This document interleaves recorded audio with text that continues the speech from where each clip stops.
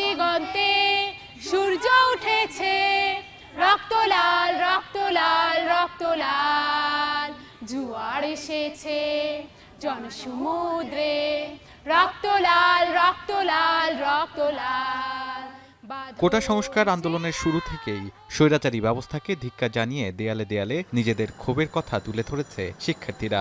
এবার সেই ছাত্ররাই রং তুলিতে লিখছে বিজয়ের গল্প।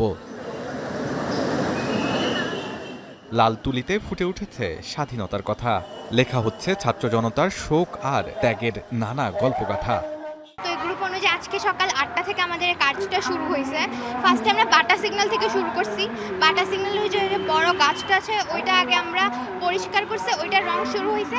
আমাদের কিছু টিম মেম্বার্সরা এখানে আসছে, প্লাস ওখানে আসছে। এই দেয়ালগুলো আমরা নিজেরা নষ্ট করেছি, অনেক স্লোগান লিখেছি এবং অনেক কিছু লিখেছি, সেগুলো আমরা মোছার জন্য আজকে আমরা এই দেয়ালগুলোকে আবারও পরিপূর্ণভাবে সাজাচ্ছি। তারপরে মুগ্ধর পানি দেওয়া থেকে শুরু করে সেটা আমরা ছবির মাধ্যমে প্রকাশ করার চেষ্টা করতেছি। আঙ্কেলরা ছিল বা যেসব ভাইয়েরা ছিল ওরা খুবই সহানুভূতি দেখিয়েছে। রাস্তার বিভিন্ন আপুরা এসে আমাদেরকে খাবার দিয়ে দিয়েছে। দেশের দেয়ালে দেয়ালে এভাবেই স্বৈরাচার বিরোধী স্লোগান এবং নানা মানুষের মুক্তির দাবিতে দেয়াল লিখন তৈরি হয়েছিল। হয়তোবা এই লিখনগুলো মুছে ফেলা হবে, কিন্তু কখনোই জনমানুষের মন থেকে মুছে ফেলা যাবে না যেই ছাত্র হত্যা ও যেই আবু সাঈদের রক্ত আছে, সেই রক্তের দাগ। সাপ্তাহিক ছুটির দিনেও সড়কে শৃঙ্খলা ফেরাতে ক্লান্তিহীন কাজ চলছে।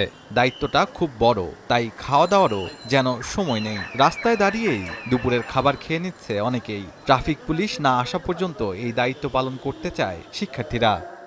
গত 4 দিনে আমরা রাস্তায়, এখানে না শুধুমাত্র সারা ঢাকা শহরের রাস্তাঘাটের ট্রাফিকের যে একটা শৃঙ্খলা আসছে, আমি চাই এই জিনিসটাই অব্যাহত থাকুক। কিন্তু 18 হয়নি, অথচ তারা বাস চালিয়ে, তাদের কোনো ড্রাইভিং লাইসেন্সও নেই, কোনো কাগজপত্র কিচ্ছু নেই। আর আমরা চাই মূলত সবাই আইন মানুক, আইনের প্রতি শ্রদ্ধা রাখুক, তারপর ট্রাফিক আইন মেনে চলুক।